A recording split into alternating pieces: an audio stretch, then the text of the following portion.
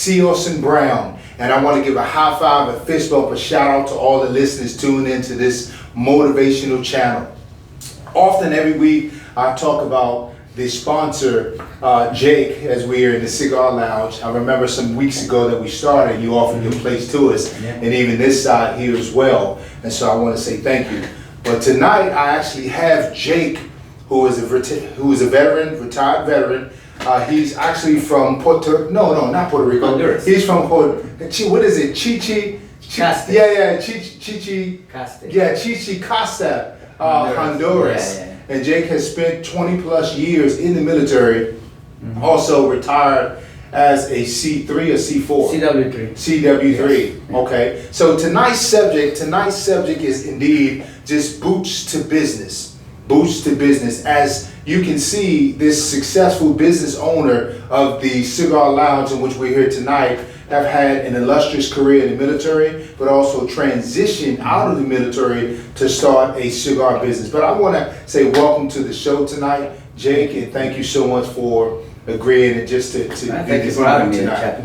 Thank you. Yeah, absolutely. So tell me, Jake, how did you grew up in Honduras? Yes. So tell me, what was that like growing up in Honduras? Well, it kind of, the whole thing with the cigars kind of goes back all the way to Honduras when I grew up. So I grew up in a very rural area, Chichicaste.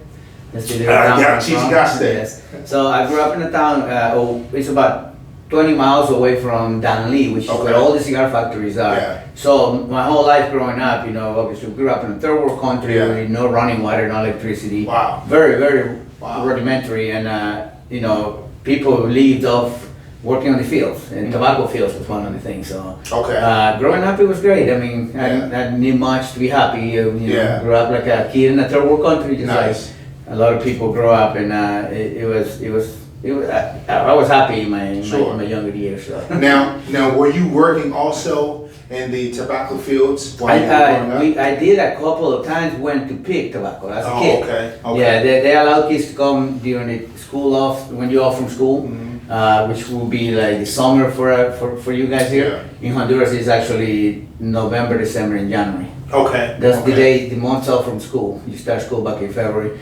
So a lot of places, farmers allow kids to come and make a little money. They gotta watch us as kids because you out there with your friends, you just messing around. I had very limited interaction with tobacco. Just a couple of times I went to pick some tobacco, but nothing with the factories or nothing like that. So. Now, before we get to the interest, I want to, as you grew up, did you move from Honduras to the States? Yes, I was 20 years old when I moved. So, Where did you move to? Yeah, I moved to Michigan. Actually, I moved because of Marcy, my wife. Wow. She's from Michigan. We met in Honduras when I was a 17-year-old boy. Wow. She was down there with her church. Okay. They did one of those missions, and they happened to come to my town. Okay. And she found her jungle boy.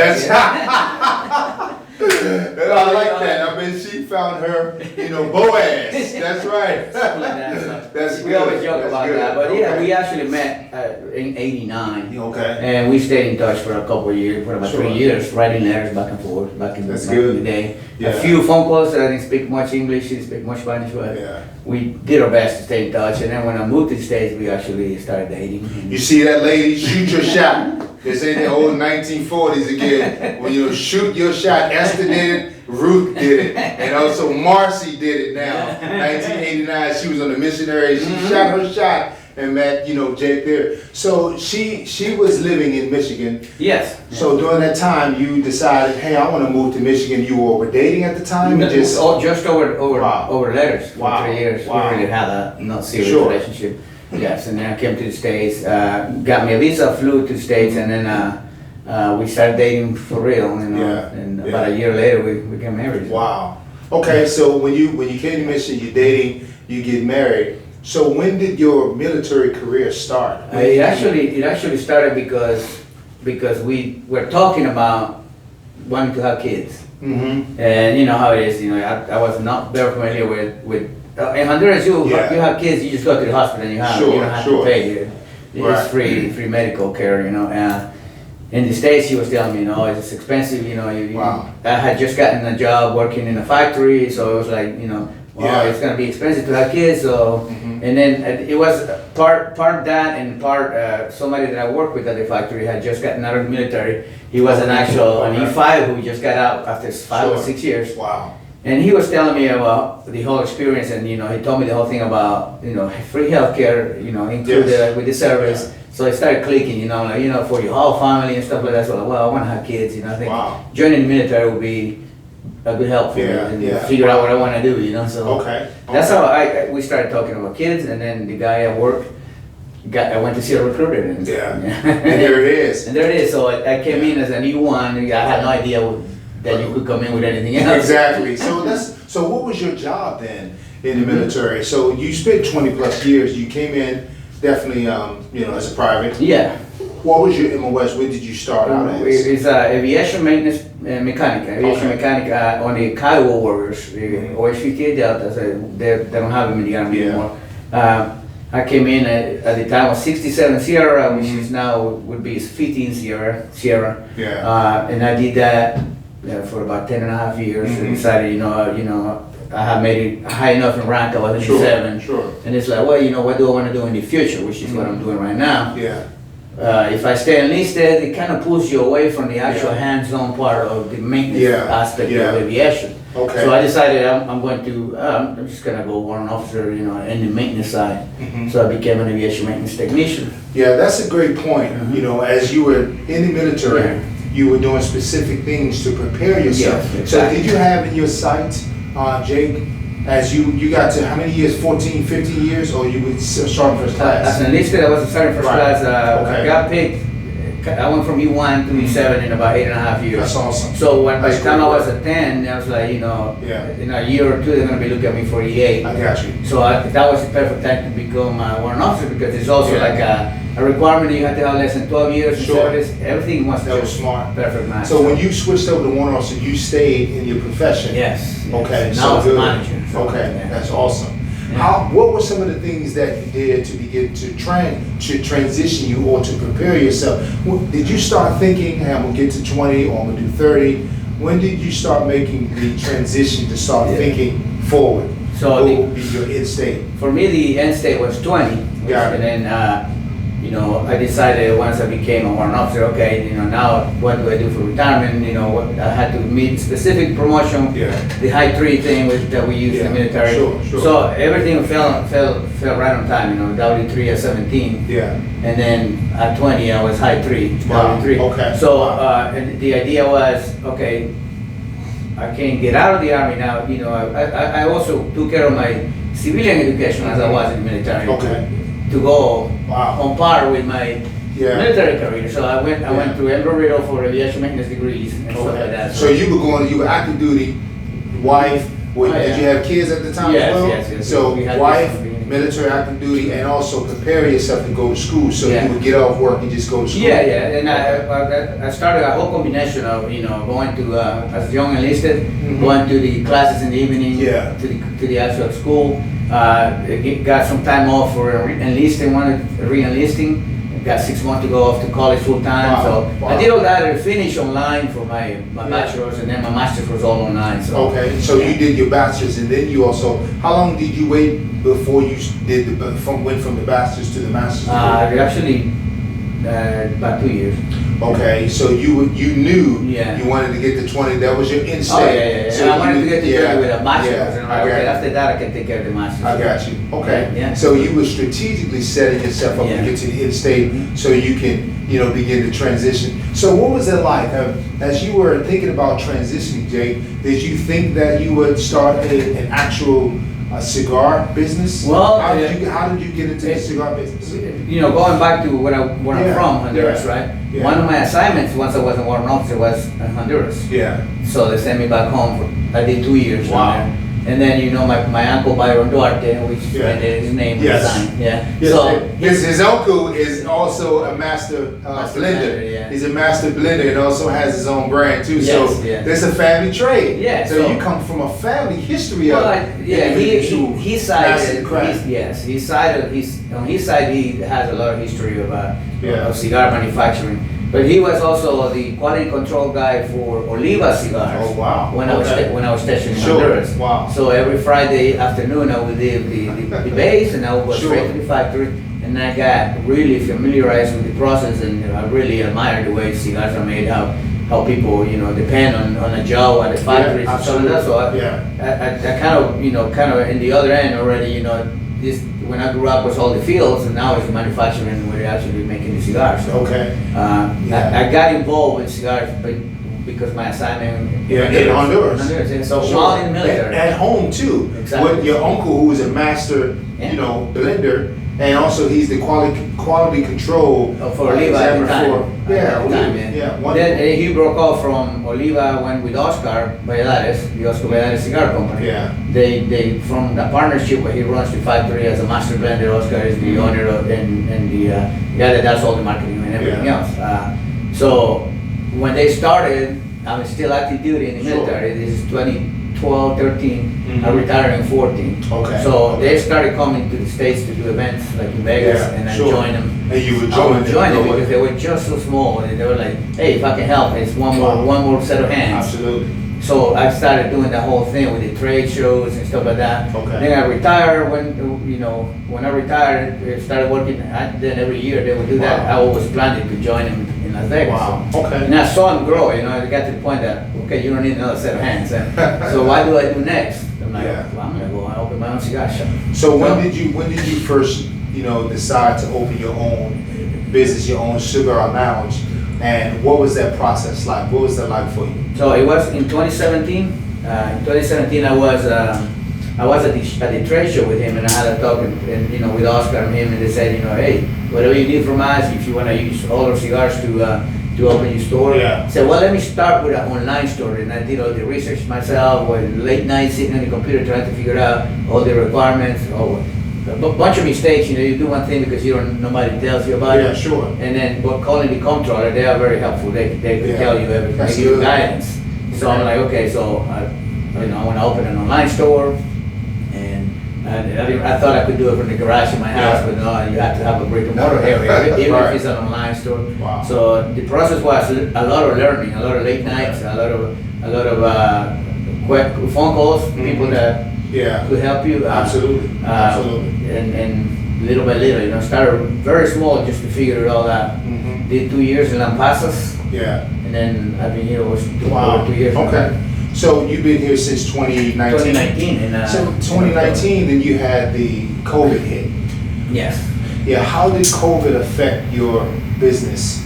I'm gonna ask a two-part question. This is, how did COVID, first, do you think, how has the military, the training, the leadership, the late nights, the leading people, management, how do you think the military has set you up for success to start a very profitable I think business? it's all the experiences of working with people. Sure. Working with soldiers, having subordinates, having superiors, and you find your place where, how do you manage your responsibilities, as a leader. So, the experiences you get and the training you get all combined, prepares you for the civilian side. The civilian side, of course, is a little different. But the leadership traits are there. It's like you treat people with respect. That's good. You ask him for advice. Hey, what do you think about this? I'm thinking about doing this and stuff like that. So a lot of the experiences in the military, and I still work for the military. Sure. So you do. So I still do a lot of that aviation maintenance management on my day job. So so it's a lot of late nights still. Because managing the business as it gets bigger, it requires more paperwork. I understand. More invoice processing, you name it, it's adding stuff to the website. I run my own website, I run my point of sale, I do everything. So I'm still to the point where I'm a small business, we're starting to get a little big, so. You had mentioned, when you were doing your master's degree, some of the classes that you were taking, with the Excel spreadsheets and all of those things. How did that help you to be able to manage the business, especially with the numbers? Because if the numbers are not on, if the numbers start tanking, you're going to definitely go out of business. It's all some of the classes I took on business management and stuff like that. I remember when I was trying to run my business started getting bigger. It's not just a matter of looking at your bank account. Now it's like you gotta track each receipt, everything that comes in, everything that goes out. So I'm very meticulous about doing that. But I went back to one of my archives in my computer. I remember I took a class that showed me how to do just be able to pull it up. Yeah. And I found it. Yeah, it's cool. You know, I still got notes from classes way back. So there was maybe 3 or 4 more updates from that spreadsheet to the new spreadsheet, so, but it's still there. So Now from 2019, 2020, COVID hit really bad. Things shut down. How did that impact your business? So as far as the lounge itself, it got impacted because we couldn't allow people to come inside. Good thing I hadn't expanded yet, so I still only had one side. And it came at the time where I was in Africa doing one of my deployments as a civilian, you know, Marcy had a handle. We had an employee that we had to tell her, you know, don't come to work anymore because we had to close the store. So Marcy stepped up and she's like, well, you know, I can open for takeout because we're still allowed to be open. People could come inside, grab the cigars and leave. We had, you know, the little hand cleaner, the mask requirement, all that. And it continued. So the one thing that came out of COVID for cigar smokers is that they have more time to smoke. Sure. So so they at home. Yes, you take the cigars and take them home. A lot of people start working from home. You know, hey, now you sit outside in the morning and in the evenings instead of just in the evenings at the cigar lounge. So it didn't affect the sales that much. They stayed pretty level, which is a good thing. It's a good thing. So how has hardship prepared you to continue? Because one of the things in which we say in the military, we would never quit, we would never give up. So and we would never leave a falling, combat behind. So how does this never quit attitude and hardship has impacted or empowered you to say, hey, we're going to do this, we're going to find creative ways to keep going? It's resiliency, you know. You become resilient. There's always a solution for everything, you know. And then it's just having the idea and what do you call it, the being able to recognize what's going wrong if something's going wrong and get it capture it on time so you don't have you can fix it. So you can fix it and all right, that's not working, let's do this, you know. I mean, simple things as, you know, hey, the way the tables and the chairs are lined up. You know what, that's not working, let's move them around and do this. It's all that, you know. So thankfully, you know, we haven't hit any crisis, you know. COVID is a crisis, but as far as business, like I said, you know, the cigar industry remained the same for us. So and this is a great place, and I want to just say, if you are ever in the Killeen area, the Fort Hood area, definitely please come on out to the Leaf Affair, the Cigar Lounge. Just great individuals. We have retired veterans, we have individuals who are still active duty, teachers, firemen. This is definitely a place to come and just meet people, socialize, and just have a great cigar. Now tell me, let's talk about the cigar we're smoking now. This is nothing special. You know, it's nothing. It's actually called nothing special. So what are some of your favorite blends? So this particular one, so you know, every cigar shop aims to having a budget cigar. Something that people that smoke a lot, while they're doing chores at home, like mowing the lawn, golfing, doing things like that. Where you know you don't want to take you can smoke a cigar going golfing. You want to take your $30 cohiba and mow the lawn, you know, because you might fall and you might run over the thing with it. So I'm like 2017, you know, right when I decided I was going to open my cigar store, I was talking to my uncle and we were discussing. I told him, you know, there's a cigar that this is made at a small factory in Honduras. It's a long filler, and my uncle had brought me several bundles before. Nice. Now I asked him, you know, do you think you can get me more bundles? I said for my store. I want it to be my cheap cigar.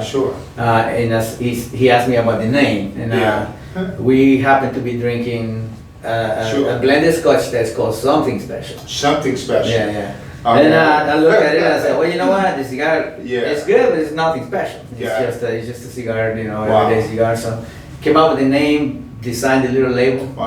So this is actually, let me just see, this is actually yours blend. This is your brand. Absolutely, nothing special. I came up with the name, just like I came up with the name of the store. So this is your name, the Leaf Affair cigar. definitely. And then also, this is your blend. Yes. You know, as you know, we special. have the premium cigar, which is called the Leaf Affair cigar. So. Absolutely, which I've had, and it's Yeah. actually nice. And, but so cigars are kind of like wine, and kind of like beer. There's a time for a specific blend. Depends on your mood, depends on the time you have. Depends on the temperature, if you're outside in the hot weather, sweating, you don't want a super strong Maduro, Sure. You want something mild. Something light. Yeah. What would you recommend? How does individuals develop their palates? By smoking more frequently. Okay. So if you smoke one cigar a month, it's really, your palate is never going to develop. Yeah. If the more you smoke, you start discovering, and the more you venture outside your comfort zone. So experiencing different blends, and you will find cigars that are like, wow, that cigar is good. You like this one. And it might be a completely different blend than the previous one you thought it was your favorite. So it's experiencing the different type of cigars. That's how you develop your palate. So, Okay. So someone who is starting, someone who's beginning, as we invite them down to the Leaf Affair. If someone is just beginning, what would you start them off? What would you recommend? So most of the time we tell people, have you ever smoked a cigar? So if they say never have smoked a cigar, so you don't want to give them something that's gonna never want to smoke again. Yeah, sure. So you come out with would be something that's full body, body. full strength. Right. Some full strength peppery type of cigar. Sure. It's gonna ruin the palate. It's gonna taste bad. So a lot of recommendations, it would be something that is slightly sweet. Okay. That way the nicotine doesn't put you off, right off when you start puffing, because you got the sweetness on it. Not necessarily infused, with a lot of them have a lot of infusion and put out a lot of smelly smoke. But something with a slight sweetness tip, or a real nice mild cigar. Any recommendations? 2012 Connecticut. Okay. Yeah. Nice. And it comes in different sizes, so you can get like a little short one in case you don't like it. You don't waste a whole long cigar. Waste this But cigar. it's a nice, mild, creamy cigar, so it doesn't have any sweetness, but it won't put your palate out too much. So. Okay. That's one good one. What are some of your favorite blends? If you were to say your top 3, I was gonna say 5, but what would be your top blends that you enjoy most? So I enjoy. Of course, the Leaf Affair. The Leaf Affair. Yes. Nothing special. My palate prefers something in the medium. Got you. In the medium blend, and I like a lot of the floral notes. Some tobacco hat. And I do like some. So the Leaf Affair. It's like that. It's the same blend that my uncle used when his cigar called My Way. Okay. And that cigar has those. There are some cigars from Alec Bradley. The Project 40 is a good one. And this, a lot of people goes by price, but price doesn't really mean much. You can have an expensive cigar doesn't really taste well at all.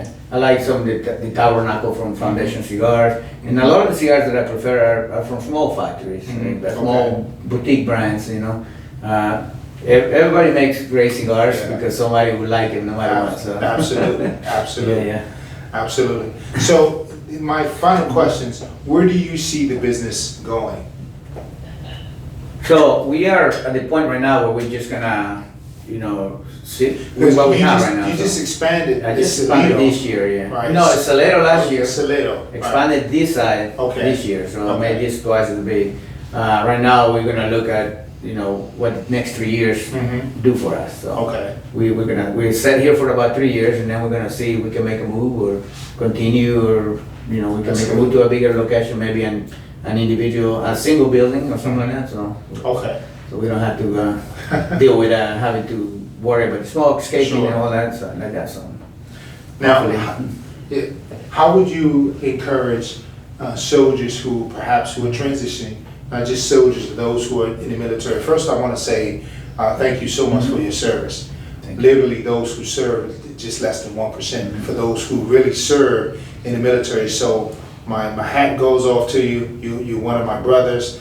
It truly is a band of brothers, and that's we women too. It's the camaraderie in which we share. We will always be connected. And so, what would you share with those who are in the military 5 years, 10 years, but trying to see forward? how would you encourage them? The one thing that I would suggest is, find out what you want to do when you get out. Sure.